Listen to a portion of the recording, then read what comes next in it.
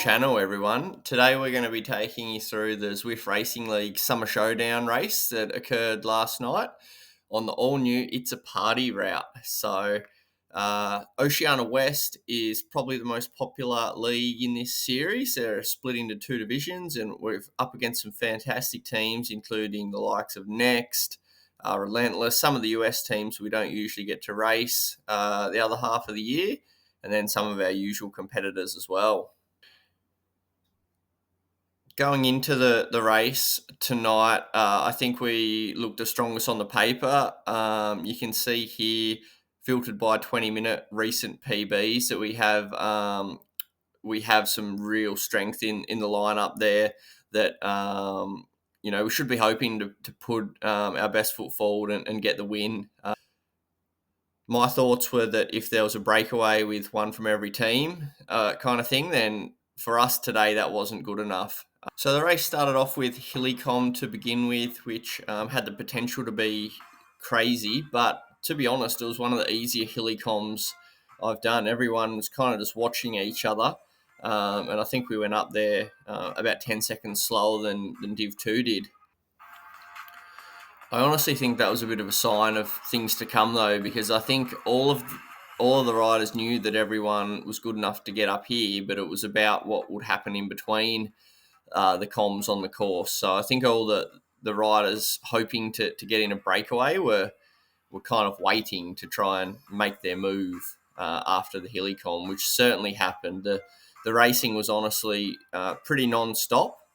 And I know everyone's comments after the race said it was a really tough one. So I think we were, in the end, a few minutes faster than all of the European slots, just because of how constant the attacks were, and from a few riders in particular.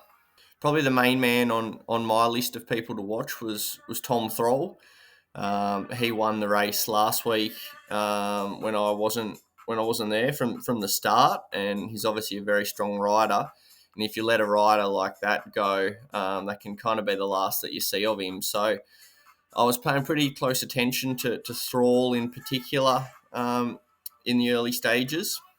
As well as Thrall, Next also had Richard Barry there throwing down some attacks. So a bit of a 1-2 punch from those guys made them very dangerous. Here's another of Thrall's regular little pushes off the front to try and see if he can create something. And again, I was pretty keen to be with that, and feeling pretty good so far. Also knowing that the more the race kind of hardened up, the better the chances were for Mark O'Brien to go and do his thing and get himself off the front. Heading into Titans Grove, and Marco had snuck off the front and got a bit of a gap. A few guys were chasing. I think Thrall and Gallagher were after him, which the three of them could be a pretty dangerous combo. So given what I said pre-race about, being one of three in a breakaway, not necessarily being kind of that good, I was pretty keen, if I could, to at least get across to Gallagher and Thrall at some point on Titans, but being cautious not to drag the whole pack across in this one, hoping that someone like Riley would do it, as he often does on his power meter. So Riley kicks it up here into the orange numbers, and this is the time to follow. You can see Richard Barry's on my wheel as well. Honda, Gatesy's there, Brad. So at this point, it's pretty evident that Jesse's going to pull us across. Heading down into the coast, I felt like this whole section would just be full of little attacks, and Thrall tried to just disappear off the front heading down that way, which is an understandable move, given that most of his rivals are probably a little bit lighter weight in this race. I thought I'd be happy to help him out and come through to the front to see if we could establish anything. Honda's pretty savvy to the move, though, after a week of racing me. Now, after several times where there were little breaks possibly on the cards, but honestly, like, for our strength, the numbers didn't really kind of make much sense to me, knowing that we should be able to put 2 or 3 riders right up there at the finish. Marco finally got away solo, which was great. The bunch we could relax a little bit. I think Riley's stuck between trying to chase him there, and then you've got someone like probably from HKL or Next there, or Relentless, having to lead the pack along. So this section was a good little play for the team in terms of fatiguing some of the other riders. Starts to get dangerous when Thrall goes up to Riley. So this is one to kind of cover and then get up into their wheels. Heading close to the mountainside turnoff now, and Gallagher tries to get off the front. Thrall's chasing him, and I'm nicely in the wheel there, saving a few watts. I've opened up a little bit of a gap on the peloton. As usual, some of the guys with legs still urgently chasing to try and get across. You can see those orange numbers there, and it splits up a bit. This little rise coming around the corner is, I know, one that if you keep the pressure on could really sting. So rather than just easing there and floating through on a power meter like Riley does, we keep the power on and push to the front. See if anything can happen from it.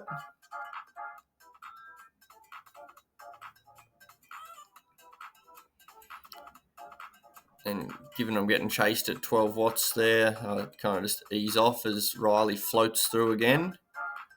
So this move here has probably 6 or 7 of us, and it's certainly a bit dangerous, but I'm really not liking the makeup of the group for aero here. We're better than that. So in terms of actually doing any significant pulling to try and make this work, that's not on my radar at all, because the numbers just don't suit how strong we are with guys like Marco and Brad and Gatesy back in the pack there.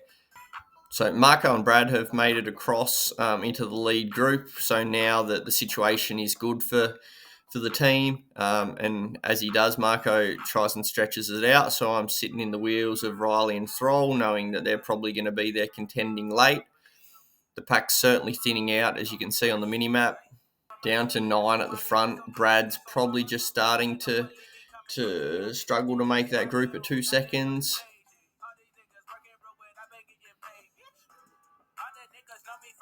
So I kind of think to myself, just ease off, see if Brad can get back in. And 3 of 9's a great situation.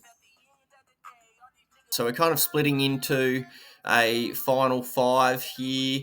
Marco's done another share of work. So given we've got 2 of 5, I think it's on me to continue the pace there. Everyone behind's probably got a teammate in that second split. So we don't want them to necessarily get back and make the numbers worse for us. We've got Brad in the next group, which is fine. And 2 of 5 is a better ratio than any of those other teams. So we're in a good spot. But then also that puts us in the predicament that it probably means that Marco and I have to stay on the front to ensure some of the others don't come back now. So Marco attacks again. Thrall is straight on the wheel, so it's important for me to try and get on there. Knowing there's a few dips here, if you can get on there quickly, you can coast down some of these hills. So that was the plan. This whole last 6K, the new section, was a bit of a blur. Like I felt like we were working hard, but I also felt strong. It was really strange. I felt like nothing was going to stop me. Just really focused and determined. We've now opened up 16 seconds over the chase, so it's unlikely that they're going to come back. Marco hits them again, so really, really good riding here from Marco. So now Thrall or Riley have to chase. I can get a toe up behind Thrall there and save a few watts that I'm going to need in the sprint finish. I knew from the recon I did that about this point was where things could happen from. This part's quite steep. It does then relax, but then there's another steep part in the final, like 600 meters. So I'm just glued to Thrall's wheel. He's having to work to close that gap. Marco's really setting it up perfectly to either win if they can't close it or to set me up.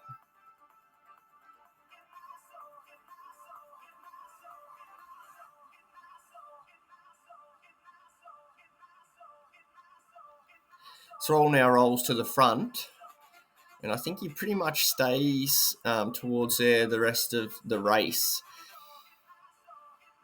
So I'm happy sitting there, or feeling a little bit vulnerable though, knowing Riley and Honda are in the wheels. But I'm still pretty confident with how I felt here that I should be able to pull off a pretty good sprint finish still. Now, in the recon I did, I knew that the last 200 metres was flat or downhill, so carrying speed into that was going to be essential to finishing the job off. So you'll see in a moment, I think Thrall does a little bit of a kick, or is it, a little bit of a kick there. I respond quickly, making sure I'm there, but then ease.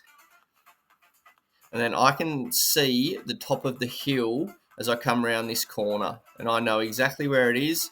I know that it's time to go right now to pick up that speed before the flat. I'm all in 940 watts. You can see I get that quick bit of a jump on Thrall, who's still got lots of watts left, but I had the speed on him, and even though he's in the draft, he's a little far back, and I can hold it through the line and grab the win.